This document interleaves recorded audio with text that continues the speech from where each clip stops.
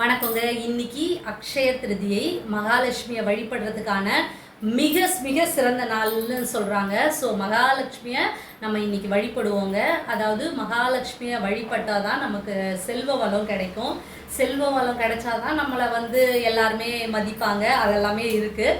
So Akshaya Tritiya அன்னைக்கு தங்க நகை வாங்கணும் அப்படின்னு சொல்கிறாங்க. ஸோ தங்க நகை வாங்க முடியாதவங்களா என்னங்க பண்ணுறது, வாங்குற மாதிரியா இருக்குது இப்போ தங்கம். ஏன்னா கிராம் விலையே எங்கேயோ போயிட்டுருக்கு. ஸோ தங்கம் வாங்க முடியல, சரி வெள்ளியாவது வாங்கலாம் அப்படின்னு பார்த்தா வெள்ளி விலையும் தான் அதிகமாக இருக்குது. ஸோ தங்கம் வாங்க முடியல, வெள்ளி வாங்க முடியல அப்படின்னு கவலைப்படாமல் நம்மளால் முடிஞ்சது என்னென்ன வாங்க முடியுமோ அதெல்லாம் வாங்கலாம். ட்ரெஸ்ஸு வாங்கணும்னு நினச்சா ட்ரெஸ்ஸு வாங்கலாம்.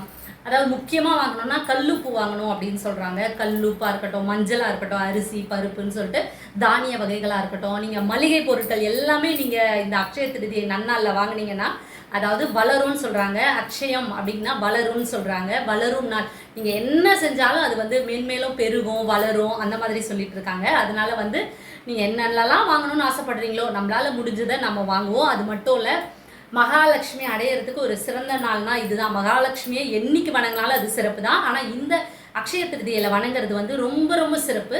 அவங்களுக்கு என்ன பிடிக்கும் அப்படின்னு பார்த்தீங்கன்னா, நல்ல வார்த்தைகளை பேசுகிறவங்கள மகாலட்சுமிக்கு ரொம்ப பிடிக்கும். அதனால் இன்றைக்கி ஒரு நாளாவது நம்ம யார்கிட்டையும் கோவப்படாமல் ரொம்ப சாந்தமாக பொறுமையாக நம்ம பேசுவோம். ஏன்னா மகாலட்சுமிக்கு பொறுமையாக இருக்கவங்கள தான் அவங்களுக்கு ரொம்ப பிடிக்கும். அதே மாதிரி சுத்தமாக இருக்கிறது தான் பிடிக்கும். அதே மாதிரி நம்ம வீட்டில் எல்லா வீட்டை நம்ம சுத்தமாக வச்சுக்கணும். எப்படி அதாவது நம்மளோட வீடே நமக்கு கோவில் மாதிரி தான். அதனால் நம்ம வீட்டை நல்லா சுத்தமாக வச்சுப்போம். மகாலட்சுமிக்கு பிடிச்ச மல்லிகை பூ வாங்கி நம்ம சுவாமிக்கு போடுவோம். அதே மாதிரி தாமரை பூ, நம்மளால் என்னென்ன முடியுமோ நம்மளால் இப்போ ஒரு பால் பாயசம் பண்ணி கூட மகாலட்சுமிக்கு வச்சு வழிபடலாம். நிச்சயமாக நம்ம கேட்குறது அனைத்தையுமே நம்ம மகாலட்சுமி நமக்கு கொடுப்பா. இந்த வருடம் நமக்கு நீங்கள் கேளுங்க, அடுத்த வருடம் நிச்சயமாக அந்த விஷயங்கள் எல்லாமே உங்களுக்கு நடக்கும். இது உண்மையான ஒரு வார்த்தை.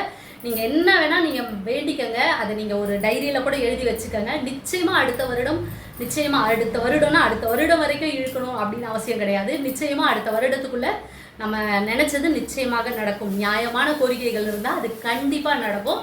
ஸோ அக்ஷய திருதியை அன்னைக்கு நல்லதை மட்டுமே நினைப்போம்.